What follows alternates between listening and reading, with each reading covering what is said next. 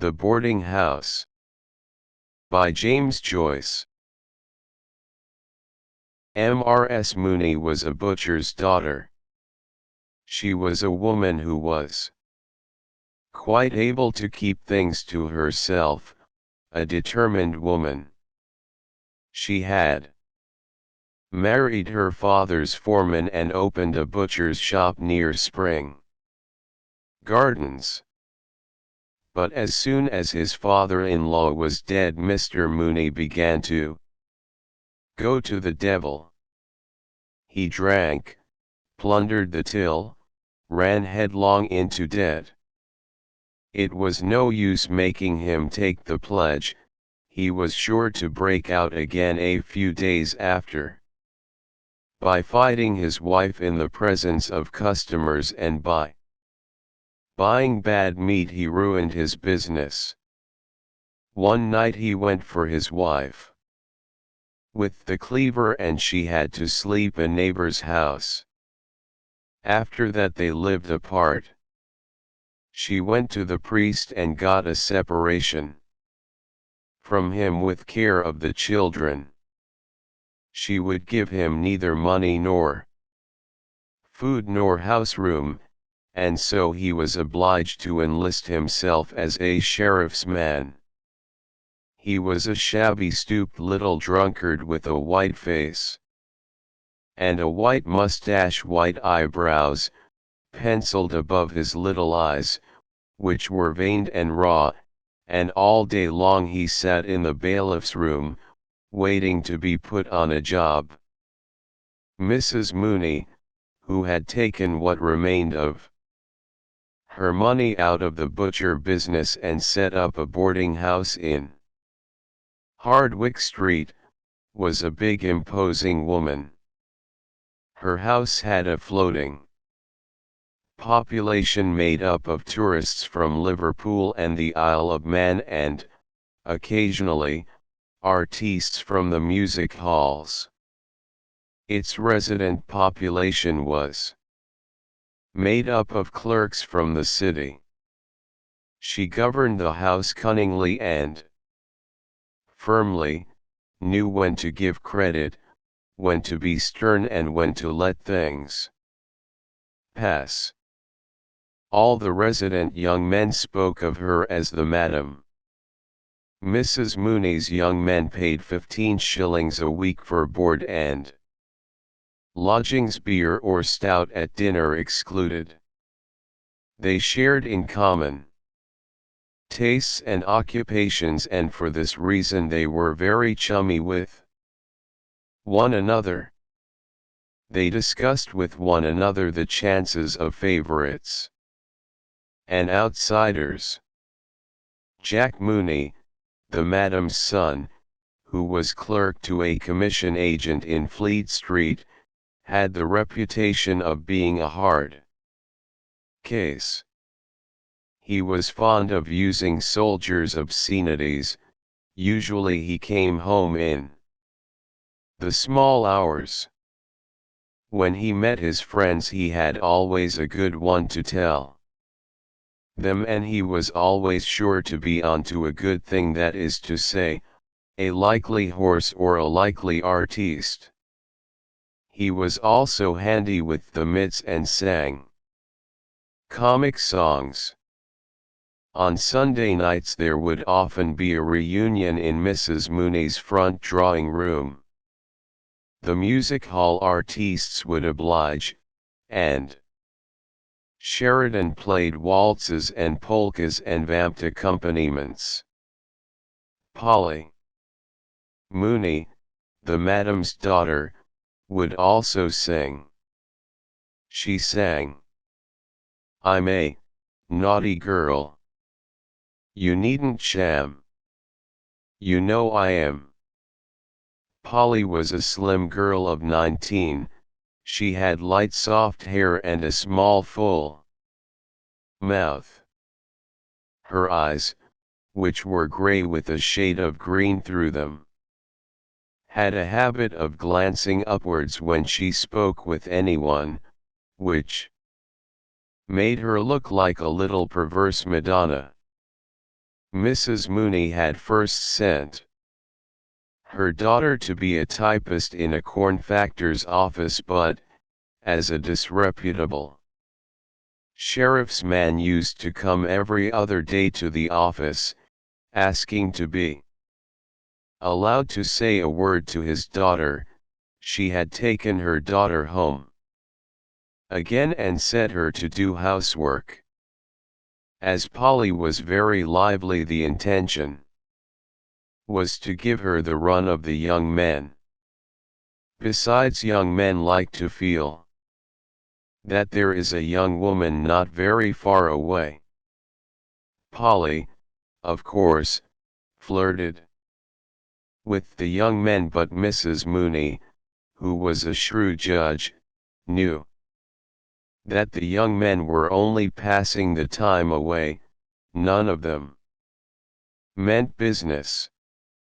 Things went on so for a long time, and Mrs. Mooney began to think of sending Polly back to typewriting when she noticed that something was going on between Polly and one of the young men.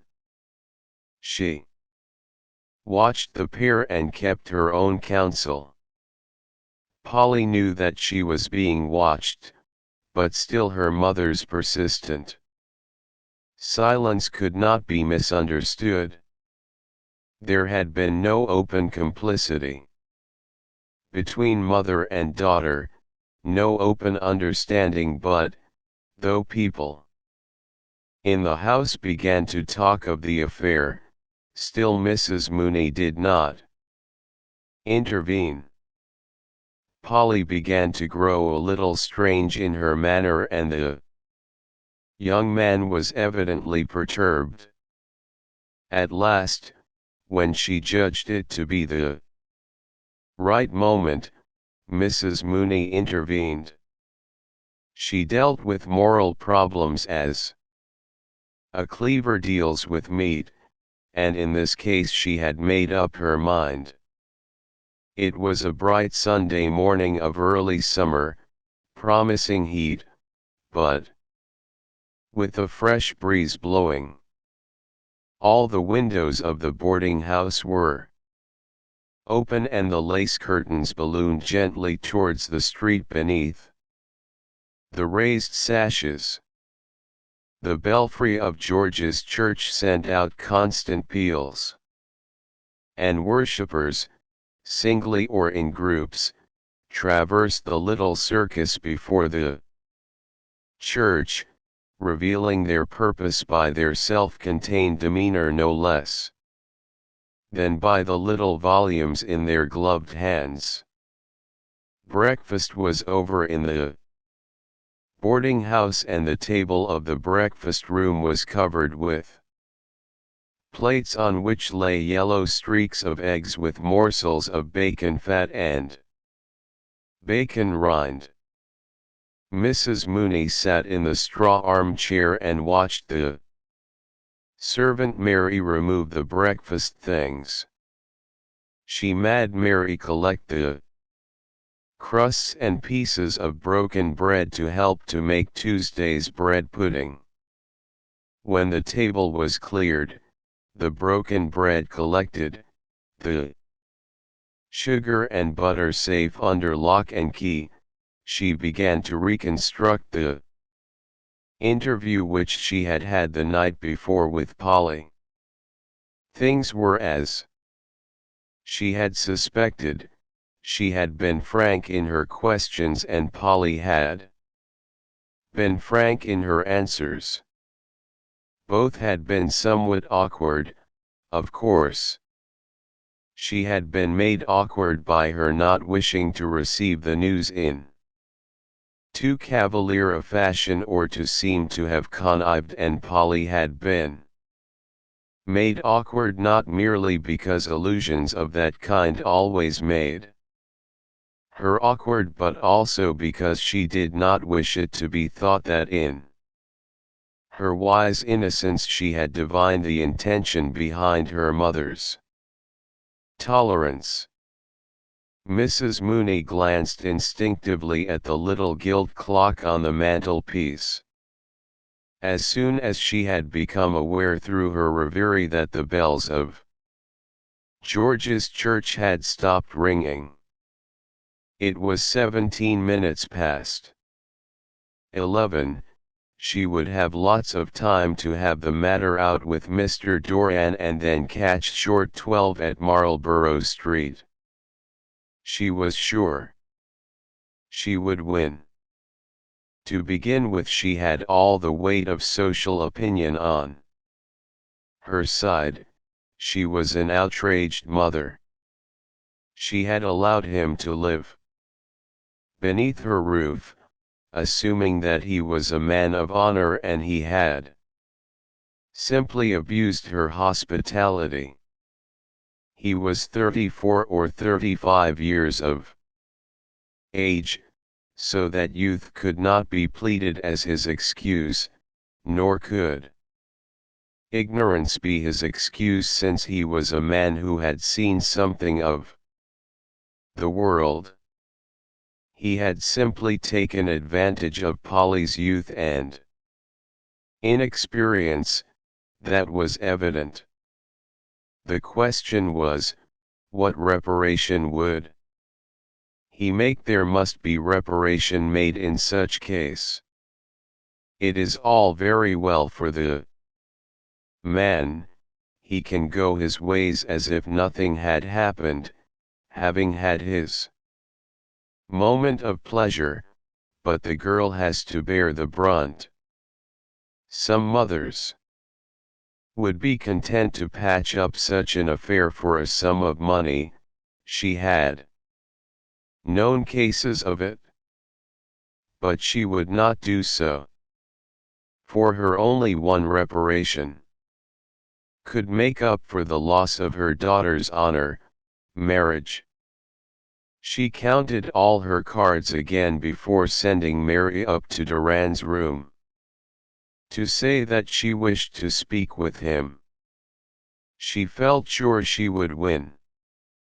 He was a serious young man, not rakish or loud-voiced like the others. If it had been Mr. Sheridan or Mr. Meade or Bantam Lyons, her task would have been much harder. She did not think he would face publicity. All the lodgers in the house knew something of the affair. Details had been invented by some. Besides, he had been employed for 13 years in a great Catholic wine merchant's office, and publicity would mean for him, perhaps, the loss of his job. Whereas if he agreed, all might be well. She knew he had a good screw for one thing, and she suspected he had a bit of stuff put by. Nearly the half hour. She stood up and surveyed herself in the pier glass. The decisive expression of her great florid face satisfied her, and she thought of some mothers she knew who could not get their daughters off their hands. Mr. Doran was very anxious indeed this Sunday morning. He had made 2 attempts to shave, but his hand had been so unsteady that he had been obliged to desist. 3 days' reddish beard fringed his jaws, and every 2 or 3 minutes a mist gathered on his glasses, so that he had to take them off and polish them with his pocket handkerchief. The recollection of his confession of the night before was a cause of acute pain. To him, the priest had drawn out every ridiculous detail of the affair, and in the end had so magnified his sin that he was almost thankful at being afforded a loophole of reparation. The harm was done.